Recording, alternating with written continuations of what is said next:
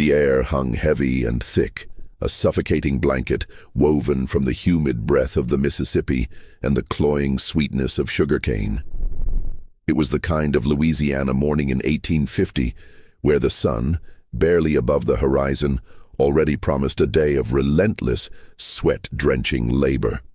The cicadas had begun their incessant, high-pitched chorus, a sound as much a part of the landscape as the cypress knees and the slow, muddy currents of the bayou.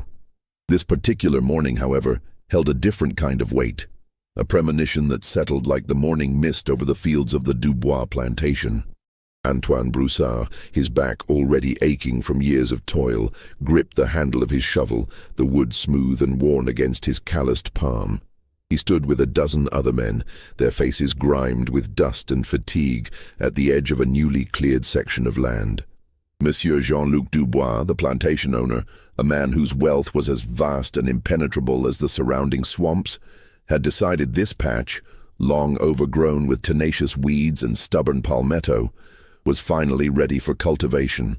Silas Croft, the overseer, a man whose shadow seemed to stretch longer and darker than his actual frame, barked orders, his voice raspy from too much shouting and cheap tobacco.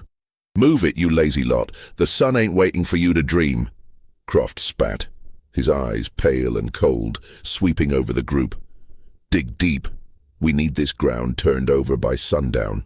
Antoine plunged his shovel into the earth, the rich, dark soil yielding with a sigh. The work was monotonous, a rhythm of lift, turn, and throw, punctuated by the grunts of his fellow workers and the distant, mournful cry of a heron. He thought of Marie, his wife, and their young son, Etienne, back in the quarters, their faces a fleeting comfort against the harsh reality of his days. He focused on the task, trying to lose himself in the physical exertion, to numb the constant ache in his muscles and the deeper, more persistent ache in his spirit. Hours bled into one another. The sun climbed higher, beating down with an intensity that seemed to press the very air out of their lungs. Sweat stung Antoine's eyes, blurring the already shimmering landscape. The men worked in a line, their shovels rising and falling in a grim, synchronized dance. Then, a sudden sharp cry pierced the drone of the cicadas and the rhythmic thud of shovels. It was Baptiste, a younger man, strong but prone to nervous jitters. He stood frozen, his shovel half buried in the earth, his eyes wide with a terror that seemed to drain the color from his face. "Mon Dieu," he whispered, his voice barely audible above the general din. What is this?" Antoine, a few paces away, paused, his own shovel suspended mid-air. A ripple of unease spread through the line of workers. Croft, ever vigilant for any break in the labor, strode forward, his heavy boots crunching on the dry earth. "What's the meaning of this, Baptiste? Get back to work." But Baptiste didn't move. He simply pointed a trembling finger at the ground. Where his shovel had struck, the earth had given way not to more soil, but to something else. Something hard and unnervingly regular. Antoine moved closer, his heart beginning to thump a slow, heavy rhythm against his ribs. He saw it then. A dark, rectangular shape, partially exposed, unlike any rock or root he had ever encountered. It was too uniform, too deliberate. Croft, his face contorted in a sneer, pushed Baptiste aside. "Out of my way, fool." He peered into the shallow trench. His sneer faltered, replaced by a flicker of something unreadable in his pale eyes. He prodded the object with the toe of his boot. The sound was dull, hollow. What in the devil's name? Antoine, driven by a morbid curiosity he couldn't suppress, knelt beside the hole. He reached out, his fingers brushing against the rough, decaying wood. It was a coffin, or what remained of one. The wood was old, waterlogged and crumbling, but its shape was unmistakable. A collective gasp went through the small group of men who had gathered, their shovels now forgotten. "Keep digging, carefully," Croft ordered, his voice now devoid of its usual bluster, tinged instead with a strange, almost fearful urgency. "Let's see what else is down there." The men resumed their work, but the rhythm was broken, replaced by a hesitant, almost reverent pace. Each scoop of earth was now performed with a new caution, a silent dread hanging over them. It wasn't long before another dark rectangle emerged, then another, and another. A grim, silent procession of forgotten boxes laid out in a disturbingly neat row just beneath the surface of the earth. The sun beat down, but a chill had settled over the field. The cicada's song seemed to grow louder, more insistent, like 1,000 tiny voices whispering secrets. The men exchanged uneasy glances, their eyes wide with unspoken questions. Who were these buried here? Why were they hidden, without markers, without crosses, without even a simple mound of earth to distinguish their resting places? The Dubois plantation had a small, well-tended cemetery for its white residents, and a separate, less formal plot for the enslaved, marked by crude wooden crosses that often rotted away within a few seasons. But these were different. These were deliberately concealed, erased from the landscape, as if their very existence was meant to be forgotten. Antoine felt a cold dread seep into his bones. He had lived on this land his entire life, as had his parents and grandparents. He knew every rise and dip, every ancient oak and winding path. Yet this particular patch of ground, so close to the main house, so seemingly innocuous, had held this secret for years, perhaps decades. The sheer number of them, stretching out in a grim line, suggested not an isolated incident, but a pattern, a deliberate act of concealment. The air, already heavy with humidity, now felt thick with unspoken history, with the ghosts of those whose names had been swallowed by the earth. Croft, his face now a mask of grim determination, ordered them to continue, but his usual threats were absent. He seemed as unnerved as the men, though he tried to hide it behind a facade of gruff authority. "Just clear the dirt. Don't touch anything else," he commanded, his voice lower than usual. "I'll fetch Monsieur Dubois." As Croft hurried away, his boots kicking up dust, the men worked in a stunned silence. The exposed coffins, their wood, dark and decaying, seemed to breathe a silent accusation into the oppressive air. Antoine felt a prickle of fear, a primal instinct warning him that they had stumbled upon something far more sinister than forgotten graves. This was not merely death, this was erasure. And in a place like the Dubois plantation, erasure often meant something far more terrifying than a simple burial. It meant a story deliberately buried, a truth meant to remain forever hidden beneath the Louisiana soil. The sun continued its relentless climb, but the day had already turned cold, shadowed by the grim discovery beneath their feet. The discovery of the first coffin had been a shock, a jolt to the monotonous rhythm of their lives. But as the morning wore on and the line of unearthed wooden boxes stretched further, the shock curdled into a profound, unsettling dread. The men, usually quick to jest or complain, worked in a silence so heavy it pressed down on them more than the oppressive heat. Each scrape of a shovel, each thud of earth, seemed to echo the silent accusation rising from the ground. Baptiste, still pale, had been moved to a less sensitive area, his nerves too frayed to continue near the grim row. Antoine, however, found himself unable to look away. He worked methodically, carefully, his eyes constantly drawn to the exposed wood.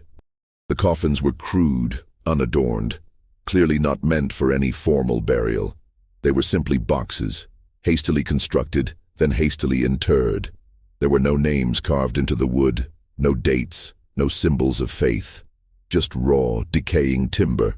The Louisiana heat was a living entity, a suffocating presence that clung to their skin, seeped into their clothes, and made every breath a struggle. The air shimmered above the fields, distorting the distant line of cypress trees that marked the edge of the bayou. The scent of damp earth, usually a comforting aroma of fertility, now mingled with a faint, cloying odor that Antoine couldn't quite place, but which sent a shiver down his spine. It was the smell of something old, something forgotten, something that had been hidden for too long. "How many, Antoine?" whispered Etienne, not his son, but another young man, barely older than a boy, who worked beside him. His voice was hoarse, his eyes darting nervously from one coffin to the next. Antoine didn't answer immediately. He counted in his head, a grim tally. 13, he finally said, his own voice a low murmur. 13 so far, Etienne, and the row keeps going. 13. The number itself felt ominous. It wasn't a family plot, not a small group. This was a deliberate, systematic burial. The sheer scale of it was what truly unsettled them. It spoke of a secret too large to be accidental, too dark to be easily explained. Monsieur Dubois arrived shortly after Croft had fetched him, his usual crisp linen suit already showing damp patches under the arms despite the early hour. He was a man of imposing stature, his face usually set in an expression of stern authority. But today, Antoine noticed a subtle shift. Dubois' eyes, usually sharp and commanding, held a flicker of something akin to apprehension as he surveyed the scene. He walked slowly along the edge of the trench, his gaze sweeping over the exposed coffins, his lips pressed into a thin, grim line. "What is this, Croft?" Dubois' voice was low, controlled, but there was an edge to it that Antoine had rarely heard. It wasn't anger, not exactly. It was something colder, more calculating. "Unmarked graves, monsieur," Croft replied, his voice equally subdued. "A whole row of them. We just stumbled upon them clearing the new field." Dubois stopped at the end of the line, his back to the workers. He stood there for a long moment, his hands clasped behind his back, his gaze fixed on the distant horizon, as if searching for answers in the shimmering heat. The silence stretched, broken only by the buzzing of flies and the distant croaking of frogs from the bayou. The men held their breath, waiting, watching. They knew that whatever Dubois decided, their lives would be irrevocably touched by this discovery. Finally, Dubois turned, his expression carefully neutral. "Continue digging," he commanded, his voice regaining some of its usual authority, though it still lacked its customary bite. "But be careful. Do not disturb the contents.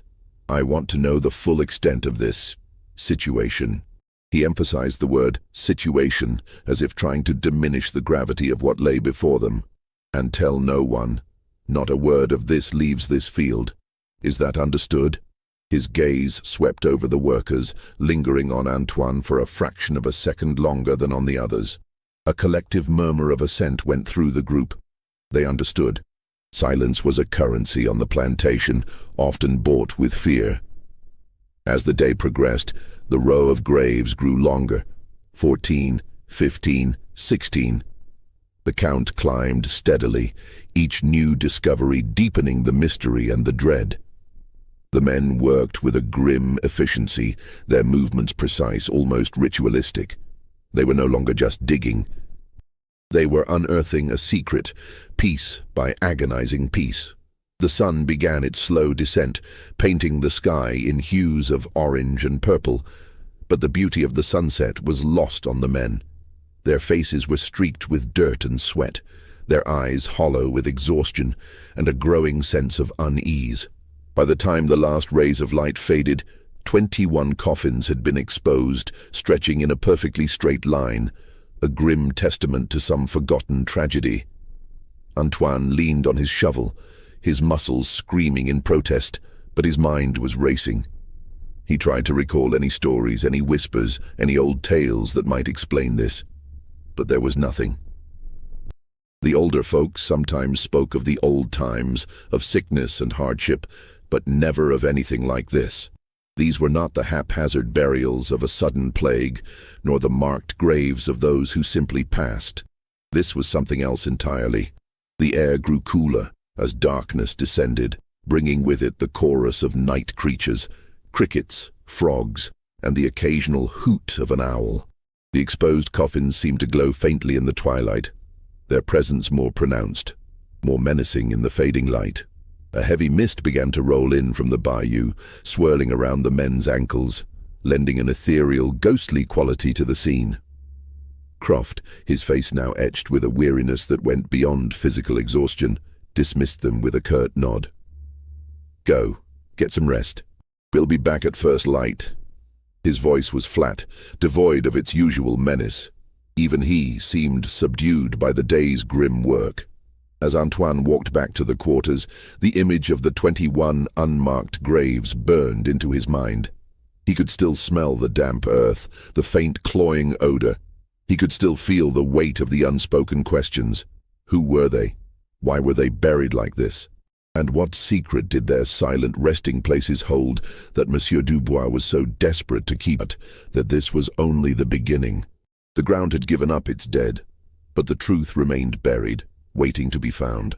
The Dubois plantation, known formerly as Belle Rêve, was a sprawling empire of cotton and cane, its prosperity built on the backs of hundreds of enslaved men, women, and children. From the outside, it presented an image of antebellum grandeur. A magnificent white-columned manor house, manicured gardens, and vast fields stretching to the horizon. But beneath this veneer of wealth and civility, Belle Rêve harbored a reputation, whispered in hushed tones among the enslaved communities of neighboring parishes, a reputation that spoke of more than just the usual hardships of bondage. Jean-Luc Dubois, the current patriarch, had inherited Belle Rêve from his father, a man known for his ruthless efficiency. Jean-Luc, however, possessed a colder, more detached cruelty. He was a man of few words, his commands delivered with an icy precision that left no room for argument. He rarely raised his voice, preferring to let Silas Croft, his overseer, handle the day-to-day brutality. But everyone knew that Croft was merely Dubois' instrument, and the true power, the true chilling authority, resided in the quiet, calculating mind of the master. Whispers about Belle Rêve had always circulated, stories of men and women who simply vanished, not sold off to distant plantations, but gone without a trace. A fever, a sudden illness, a runaway attempt gone wrong. These were the official explanations, delivered with a dismissive wave of the hand. But the enslaved people knew better. They knew the subtle signs, the way a person's name would suddenly cease to be spoken, the way their meager belongings would disappear from the quarters, not packed for a journey, but simply gone. These disappearances were not frequent enough to cause open rebellion, but they were regular enough to sow a deep, pervasive fear. Antoine had heard these stories since he was a boy. He remembered his grandmother, a woman whose eyes held the wisdom of generations, telling him to always keep his head down, to never draw attention to himself. "Belle Rêve has hungry shadows, little one," she'd warned, her voice barely a whisper. "Shadows that swallow folk whole." He had dismissed them as old wives' tales, the natural fears of a people living under constant threat. But now, with the 21 unmarked graves staring up at him from the earth, those whispers took on a terrifying new resonance. The arrival of Dr. Alistair Finch several years prior had added another layer to Belle Rêve's unsettling aura. Dr. Finch was not a local physician. He had arrived from the north, a man of precise manners and an unsettling intensity in his gaze. He was a man of science, Dubois had announced, a scholar dedicated to advancing medical knowledge. He had been given a small, isolated building on the edge of the plantation, far from the main house and the quarters, which he had converted into a sort of clinic or laboratory. At first his presence had been met with a cautious optimism. Perhaps he would bring better care, some relief from the constant ailments that plagued the enslaved population. But that hope quickly faded. Dr. Finch's methods were strange. He rarely treated common fevers or broken bones. Instead, he seemed interested in more obscure conditions, in observations and studies. He would select individuals, often those who were already weakened or ill, and take them to his clinic. Sometimes they would return, looking gaunt and distant, their eyes holding a haunted quality. More often, they simply did not return at all. Antoine remembered the case of old Maman Cécile, a woman revered for her knowledge of herbs and healing. She had suffered from a persistent cough, and Dr. Finch had taken her for treatment. She never came back. Dubois had simply announced her passing, attributing it to consumption. But Maman Cécile had been strong despite her age. Her disappearance had left a gaping hole in the community and a chilling question in Antoine's mind. Life on the plantation, despite these underlying currents of fear, followed a brutal, predictable rhythm. Days began before dawn with the ringing of the bell and ended long after sunset. The cotton fields stretched endlessly. their white bowls a deceptive symbol of purity against the backdrop of relentless labor. The air was always thick with the smell of earth, sweat, and the faint, sweet scent of sugarcane from a neighboring field. Antoine's days were a blur of physical exertion.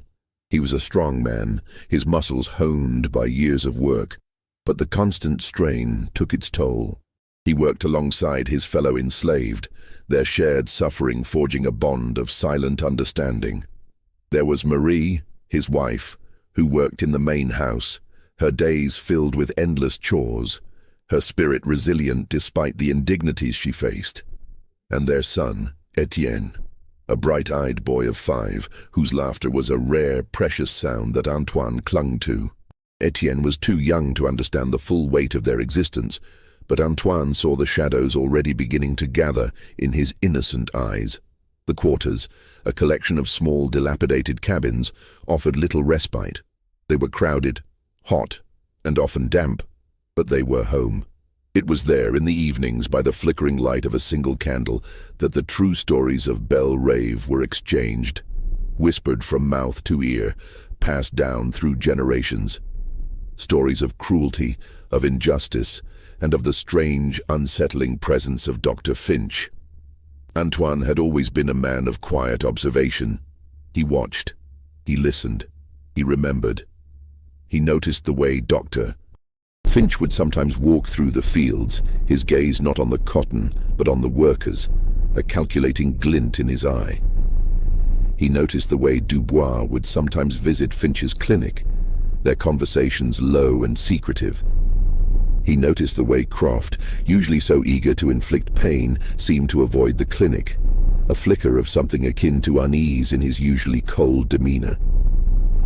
The discovery of the unmarked graves had ripped open a wound that had festered beneath the surface of Belle Rave for years. It was not just a historical curiosity, it was a direct, tangible link to the whispered disappearances, to the strange experiments of Dr. Finch. The men who had dug those graves, Antoine among them, now carried a terrible burden. They had seen what was meant to remain hidden, and that knowledge was a dangerous thing on the Dubois plantation. As Antoine lay on his straw mat that night, the sounds of the quarters, a baby's cry, a low murmur of conversation, the rustle of leaves outside, seemed distant, muffled by the pounding of his own heart. He thought of the 21 silent witnesses in the earth, and the faces of those who had vanished. Maman Cécile, young Thomas, who had suffered from a persistent cough, and others whose names now floated like ghosts in his memory. He knew with a chilling certainty that the truth of Belle Rave was far darker than any whisper, any rumor. And he, Antoine Broussard, had just become an unwilling participant in its uncovering. The air in the quarters felt heavy, not just with the usual humidity, but with the weight of a secret that threatened to consume them all. The days following the discovery were shrouded in a palpable tension that hung over Belle Rave like the morning fog. The work in the fields continued, but the men who had unearthed the graves moved with a new, almost fearful circumspection. Their eyes constantly darted towards the newly cleared patch, now a raw, exposed wound in the earth, where the 21 crude coffins lay open to the elements. Monsieur Dubois, after his initial subdued reaction, had regained his composure, but his orders were clear and chillingly precise. The men were to continue the exhumation, but with extreme care. "I want to know what's in those boxes," he had stated, his voice flat, devoid of emotion. "But I want no damage. No disturbance beyond what is necessary." The task was grim, a desecration forced upon them. Antoine, along with a few others, was assigned to the macabre duty. The sun beat down relentlessly, baking the exposed earth, and the faint, cloying odor from the graves grew stronger, more insistent. It was a smell that defied description, a mix of damp wood, decay, and something else. Something metallic and sickly sweet that made Antoine's stomach churn. As they carefully pried open the decaying lids, the horrifying truth began to emerge, implicitly, through the fragments they uncovered. The contents were not skeletal remains laid out in peaceful repose. Instead, they found bundles wrapped in coarse, deteriorating cloth, stained dark with time and moisture. The cloth, once perhaps a simple shroud, now clung to what lay beneath, revealing only glimpses. Antoine, his hands trembling despite his efforts to control them, carefully lifted a corner of one such shroud. What he saw made his breath catch in his throat.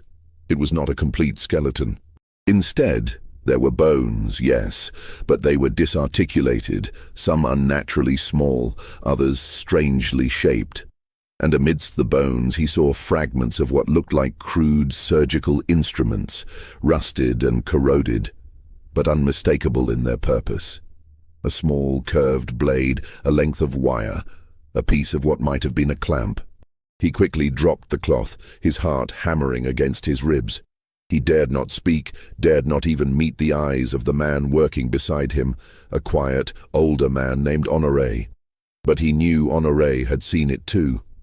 The older man's face was ashen, his lips moving in a silent prayer. The implications were horrifying. These were not simple burials. These were not victims of a sudden illness. These were subjects. The bodies had been tampered with, dissected, experimented upon. The thought sent a wave of nausea through Antoine. He remembered the whispers about Dr. Finch, about his studies, about those who never returned from his clinic. The pieces of a terrible puzzle were beginning to fall into place, each one more grotesque than the last. Silas Croft, the overseer, stood watch over them, his presence a constant menacing shadow. He rarely spoke, but his eyes, cold and watchful, missed nothing. He carried his whip, not openly threatening, but its presence was a silent reminder of the consequences of disobedience, or worse, of speaking out. He seemed to understand the unspoken horror that was unfolding, and his grim silence was more terrifying than his usual bluster. One afternoon, as Antoine carefully brushed away earth from another coffin, he uncovered a small, intricately carved wooden bird, a cardinal tucked into the folds of a shroud. It was a child's toy, undoubtedly. A wave of profound sadness washed over him, quickly followed by a surge of cold fury. A child. They had done this to a child. He quickly recovered it, hoping Croft hadn't seen. The thought of Etienne, his own son, brought a fresh wave of terror. The evidence of medical procedures was undeniable, even to their untrained eyes. Some bundles contained what appeared to be organs, shriveled and unrecognizable, preserved in some dark, viscous fluid that had long since dried and stained the cloth. Others held bones that had been crudely reassembled or marked with strange incisions. It was a macabre tableau, a silent testament to unspeakable acts. Croft, sensing the growing unease and the unspoken questions among the workers, began to increase his threats, though subtly at first. "Remember what Monsieur Dubois said," he'd growl, his voice low and dangerous. "Not a word of this leaves this field. Not to your women, not to your children, not to the wind. Those who speak secrets find themselves in deeper holes than these." His gaze would sweep over them, lingering on Antoine, whose quiet intensity often drew Croft's suspicion. Antoine felt a constant knot of fear in his stomach. He knew the danger of what they were uncovering. He knew the danger of knowing, but he also knew he couldn't unsee what he had seen. The faces of the vanished, the whispers of Maman Cécile, the strange experiments of Dr. Finch. It all coalesced into a single, terrifying truth. The air itself seemed to thicken with the unspoken horror. The usual sounds of the plantation, the distant shouts, the creak of the cotton gin, the lowing of cattle, seemed muted, as if the world itself was holding its breath. The bayou, usually a source of life and mystery, now felt like a dark, watchful presence, its murky waters reflecting the secrets buried beneath the earth.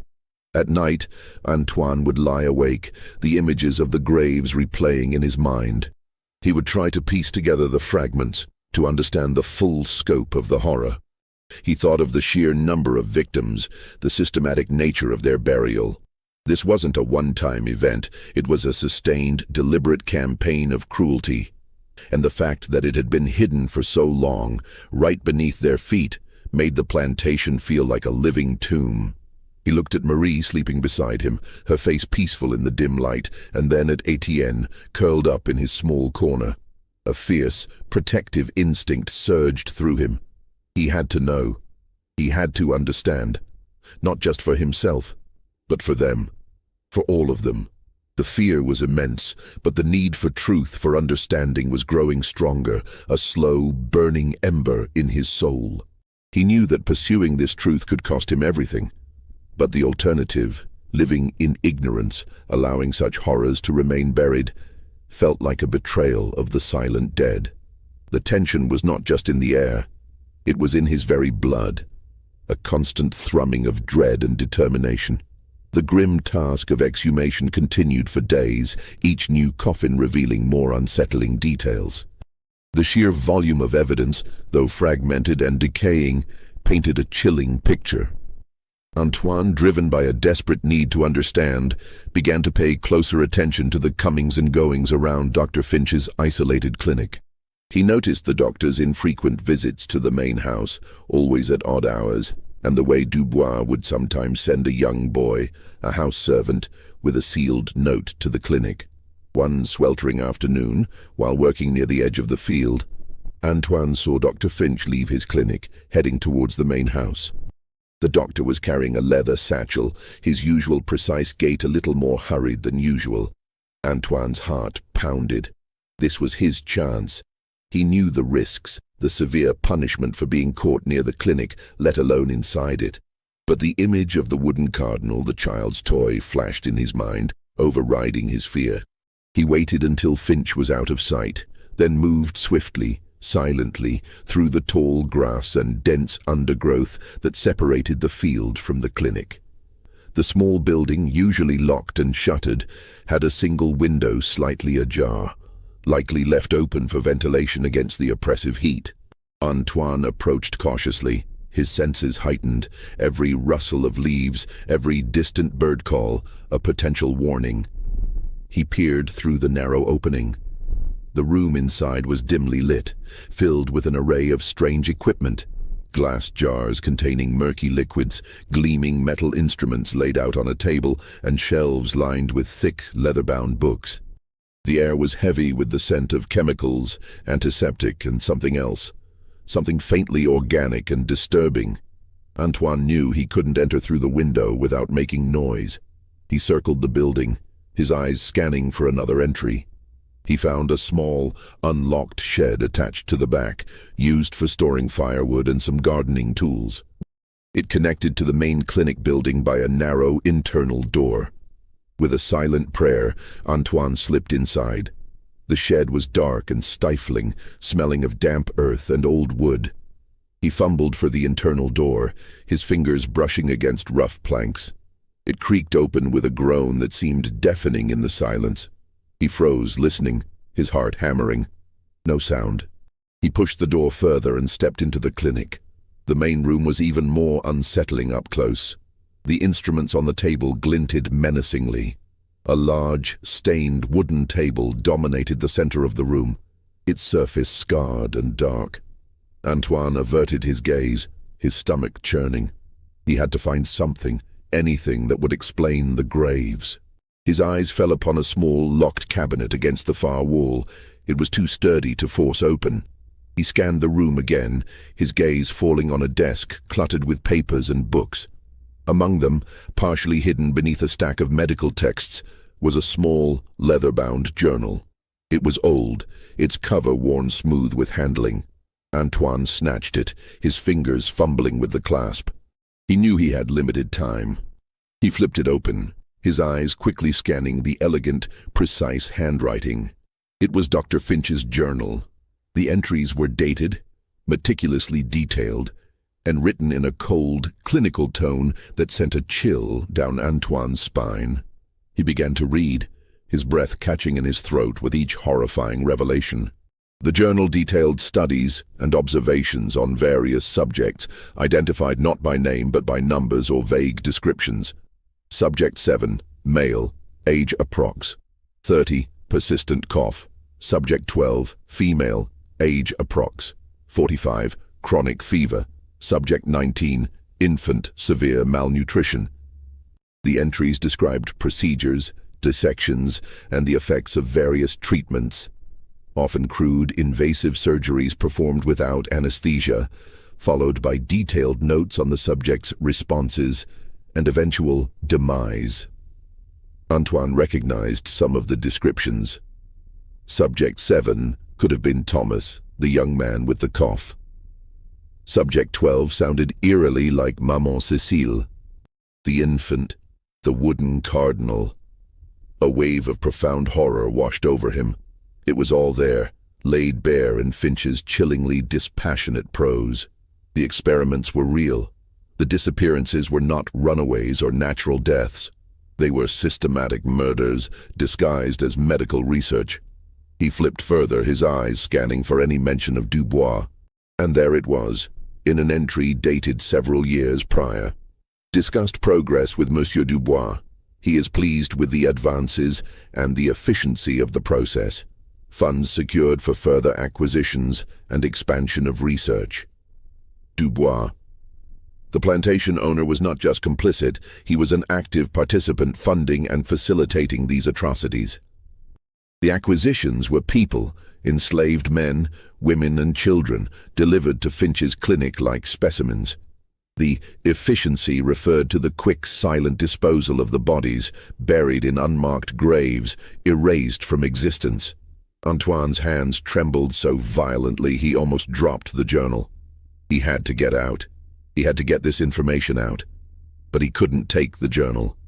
Its absence would be immediately noticed. He had to memorize what he could, the key details, the dates, the names he recognized. He forced himself to calm down, to focus, to imprint the horrifying facts into his memory. He saw mentions of correspondence with the New Orleans Medical Society and reports submitted to the Southern Medical Journal. Finch wasn't just a rogue madman. He was part of a larger, sanctioned network, his research potentially lauded by the medical establishment of the era. This wasn't just Belle Rave's secret. It was a secret woven into the very fabric of society. A sudden creak from outside jolted him. Finch was returning. Antoine slammed the journal shut, his heart leaping into his throat. He shoved it back under the stack of books, trying to make it look undisturbed. He darted back into the shed, pulling the door shut behind him, the wood groaning in protest. He heard Finch's footsteps approaching the clinic, the jingle of keys. Antoine pressed himself against the rough wooden wall of the shed, barely daring to breathe. He heard the clinic door open, then close. Footsteps moved inside. He waited, an eternity stretching in the stifling darkness. Finally, he heard the faint click of a lock. Finch was inside, presumably unaware of the intrusion. Antoine waited a few more minutes, then cautiously, silently slipped out of the shed and melted back into the dense undergrowth. He moved with a speed and stealth he didn't know he possessed, his mind reeling with the enormity of what he had just discovered. He reached the quarters, his body shaking, his clothes soaked with sweat. He found Marie, her face etched with worry. "Antoine, where have you been? I was so afraid." He couldn't tell her everything, not yet. The danger was too great.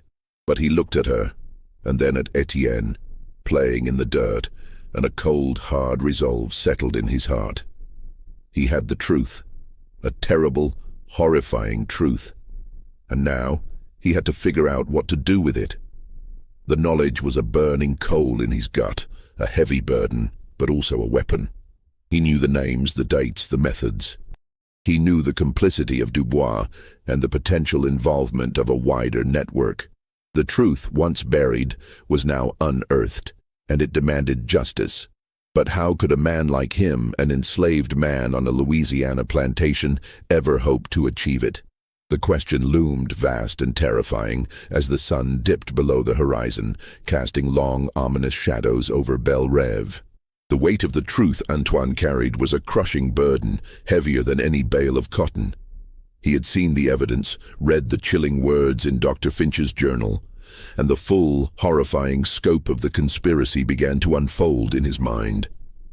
It wasn't just Dubois and Finch, it was a system, deeply entrenched, that allowed such atrocities to flourish. He tried to speak to Honoré. the older man who had worked beside him during the exhumation. Honoré, a man of quiet dignity and deep faith, had seen enough to understand the implications. Antoine, in hushed tones, recounted what he had read in the journal. The names, the procedures, Dubois' complicities. Honoré listened, his face growing grimmer with each word, his eyes filled with a profound sorrow and fear. "Mon Dieu, Antoine," Honoré whispered, his voice trembling. "This is a wickedness beyond imagining. But what can we do? Who would listen to us? We are nothing." Honoré's words echoed Antoine's own fears. They were enslaved. Their testimony was worthless in the eyes of the law. The local authorities, the sheriff, the magistrates, they were all part of the same social fabric, often plantation owners themselves, or beholden to them. Antoine knew that if he were to approach them, he would be dismissed, perhaps even punished for daring to accuse a white man, let alone a man of Dubois' standing and influence. He remembered a story from years ago, of a neighboring plantation where an enslaved man had tried to report a brutal beating.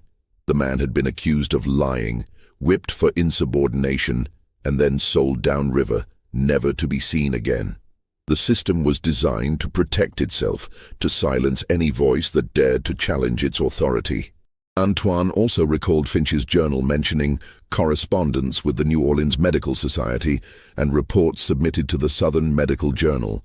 This wasn't just a local horror, it was sanctioned, perhaps even encouraged, by the very institutions meant to uphold ethics and knowledge. The thought was sickening. It meant that the science of the era, in some dark corners, was built upon the suffering of people like him. He began to observe the interactions between Dubois and other prominent figures in the parish. He noticed the frequent visits of Monsieur Beaumont, owner of a vast sugar plantation upstream, and Monsieur Delacroix, a wealthy merchant from New Orleans who often supplied goods to Belle Rêve. Their conversations with Dubois were always private, held in the study or on the veranda, away from prying ears. Antoine couldn't hear their words, but he saw the knowing glances, the subtle nods, the air of shared understanding that passed between them. Were they involved?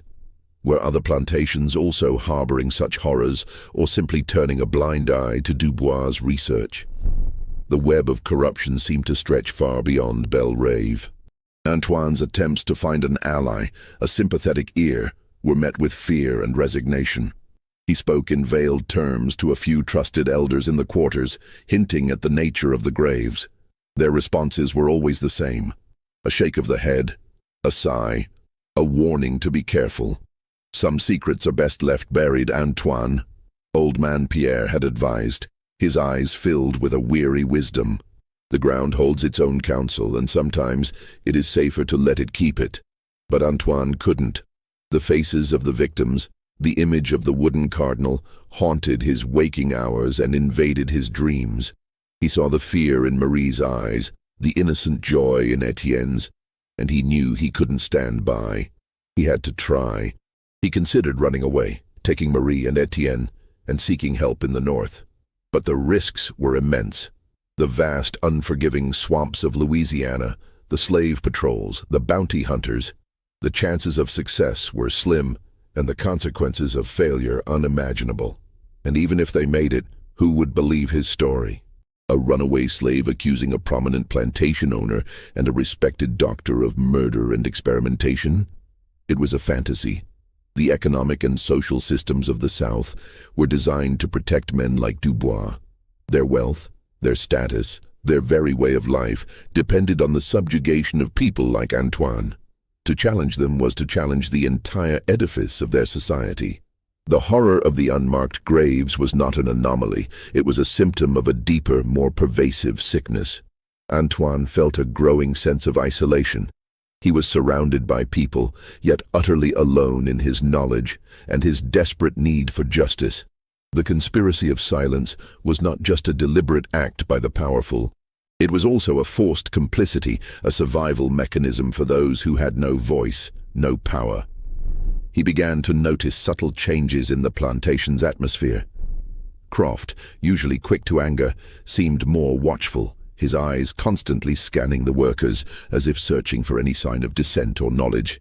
Dubois himself made more frequent, unannounced visits to the fields, his gaze lingering on Antoine and the other men who had worked on the graves. The unspoken threat was clear. They were being watched. One evening, a young man named Lucien, who had also helped with the exhumation, was found badly beaten near the edge of the quarters. Croft claimed Lucien had tried to steal food, but everyone knew it was a lie. Lucien had been a quiet, compliant worker. His injuries were severe, a clear message to anyone who might consider speaking out. Lucien, terrified, refused to say anything, his eyes wide with fear. Antoine understood. The conspiracy of silence was not just about ignoring the truth. It was about actively suppressing it, violently if necessary. The horror of the graves was not just in what they contained, but in the lengths to which the powerful would go to keep their secrets buried. He felt the walls closing in, the net tightening. He had uncovered the truth, but now the truth was a dangerous predator, and he, Antoine, was its prey. The bayou, usually a source of comfort, now seemed to whisper warnings, its dark waters reflecting the impenetrable depths of human cruelty and complicity. The beating of Lucien sent a chilling message through the quarters, a stark reminder of the consequences of knowing too much. Fear, already a constant companion, now settled deeper, heavier in Antoine's heart. He knew he was being watched, his every move scrutinized by Croft, and perhaps even by Dubois himself. The air around him felt charged with unspoken threats, a constant hum of danger. Antoine tried to be more cautious, to blend in, to appear as just another laborer. But the knowledge he carried was a burning ember, impossible to extinguish. He saw the faces of the victims in his dreams, heard the silent accusations from the unmarked graves. He couldn't simply forget, couldn't simply go back to the way things were. The direct threats began subtly. One morning, Antoine found his shovel handle deliberately weakened, almost snapping in his hands during work. Another time, a venomous snake, usually shy of human presence, was found coiled near his sleeping mat, a clear warning left by someone. He knew these were not accidents. These were deliberate acts, designed to intimidate, to remind him of his vulnerability. He noticed Dr. Finch's continued presence on the plantation, seemingly undisturbed by the discovery of the graves. The clinic remained active, its shutters closed, its secrets guarded. Antoine sometimes saw figures being led to the clinic, usually at night, their faces obscured by darkness, their steps hesitant. The horror was ongoing, the experiments continuing even as their victims lay unearthed in the field. The sheer audacity, the callous disregard for human life, filled Antoine with a cold rage. The psychological toll on Antoine was immense. He slept little, haunted by nightmares. During the day he was constantly on edge, his senses hyper-alert, searching for danger in every shadow, every rustle of leaves. He saw the fear reflected in the eyes of Marie, who, though he had not told her the full extent of his discovery, sensed his growing torment. She would hold his hand in the darkness, her touch a fragile comfort against the encroaching dread. He also noticed the subtle changes in the behavior of other enslaved people. Some avoided him, their eyes darting away when he approached, fearing that his dangerous knowledge might infect them. Others, however, looked at him with a silent plea, a desperate hope that he might somehow find a way to expose the truth. He felt the weight of their unspoken expectations, adding to his already heavy burden. One evening, as Antoine was returning from the fields, Croft intercepted him. The overseer's face was grim, his eyes narrowed. "You've been asking too many questions, Broussard," Croft said, his voice a low growl. "Poking your nose where it doesn't belong. Monsieur Dubois doesn't like that. He doesn't like curious minds. They only work the fields, as I'm told." Croft stepped closer, his breath smelling of stale tobacco and cheap whiskey. "Don't play the fool with me. I've seen the way you look at those graves, the way you look at the clinic. You think you know something, don't you?" He leaned in, his voice dropping to a menacing whisper. "Let me tell you something, Broussard. Some things are best left buried." And those who dig too deep, sometimes they find themselves buried right alongside them, and no one will ever know they were there. The threat was clear, unmistakable.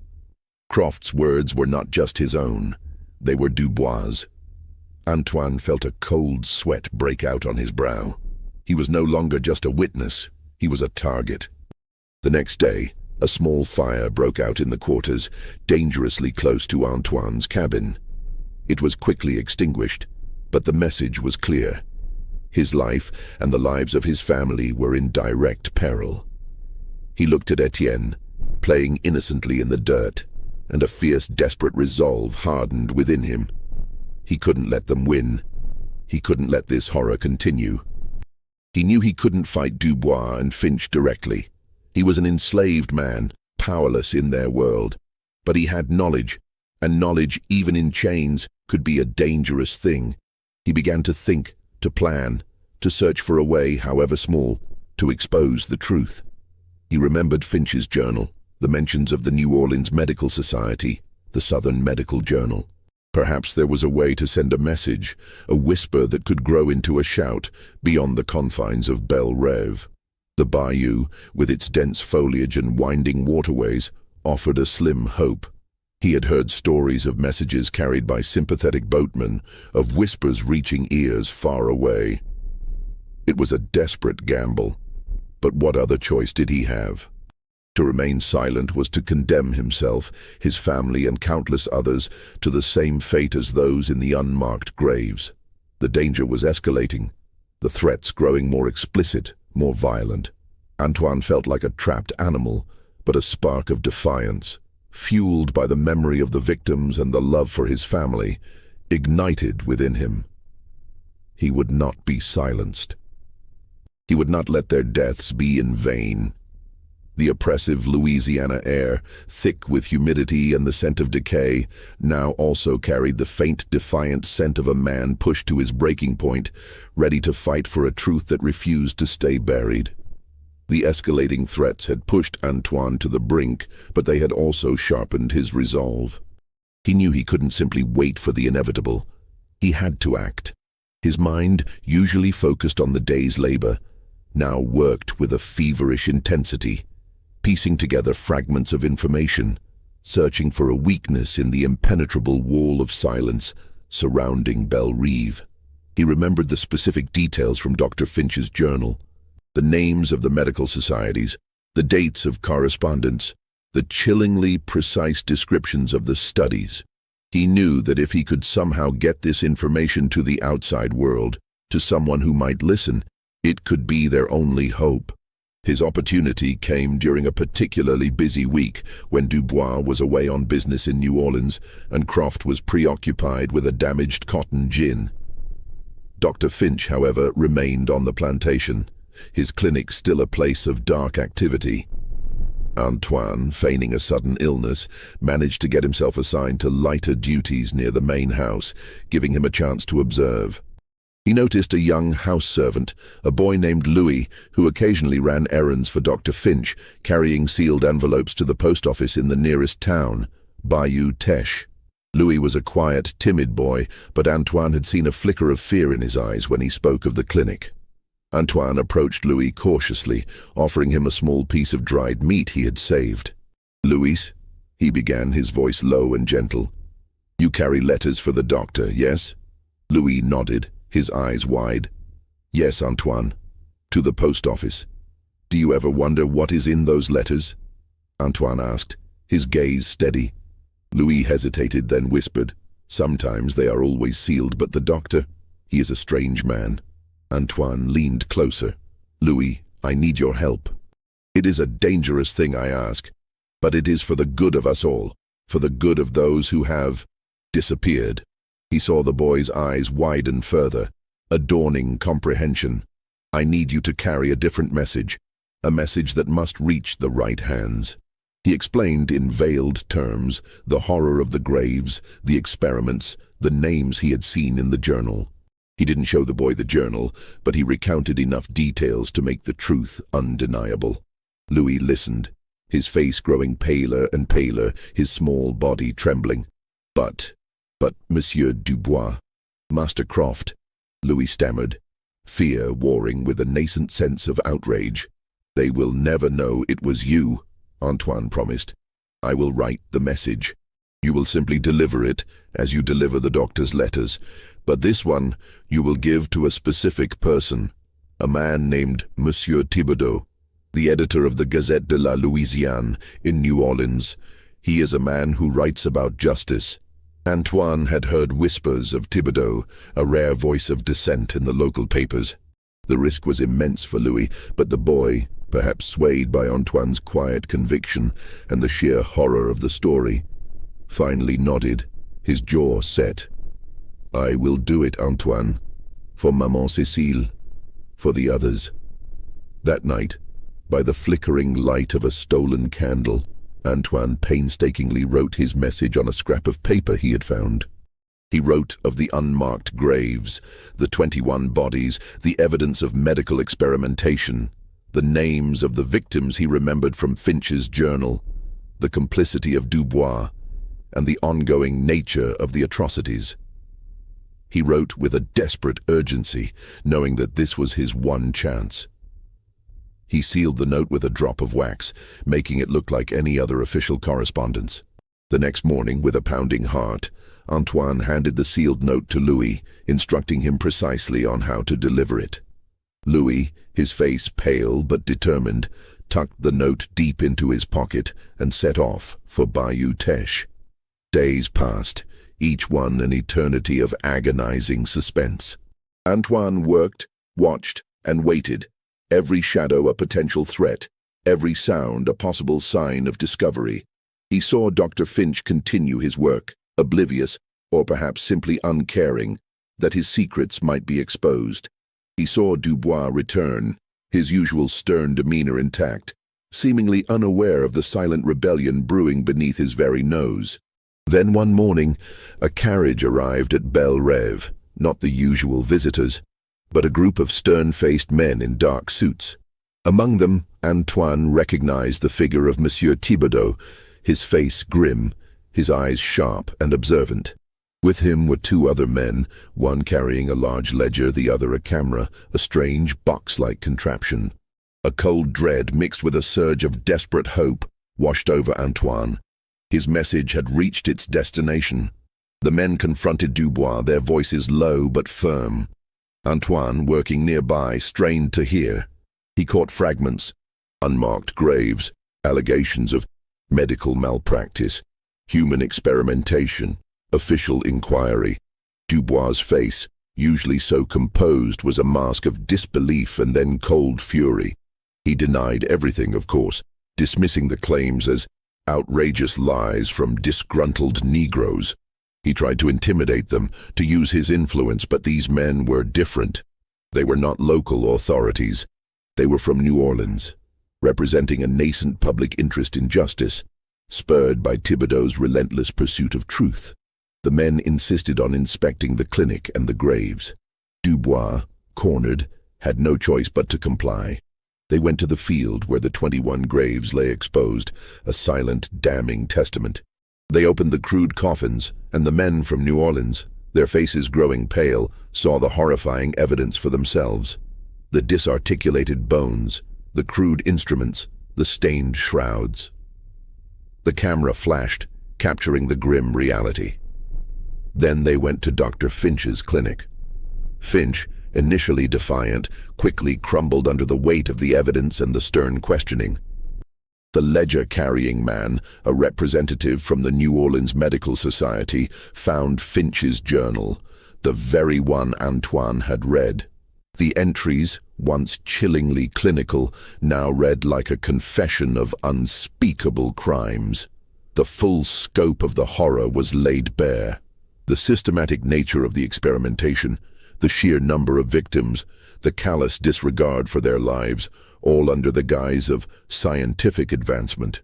The final revelation was not a single moment, but a cascade of horrifying truths.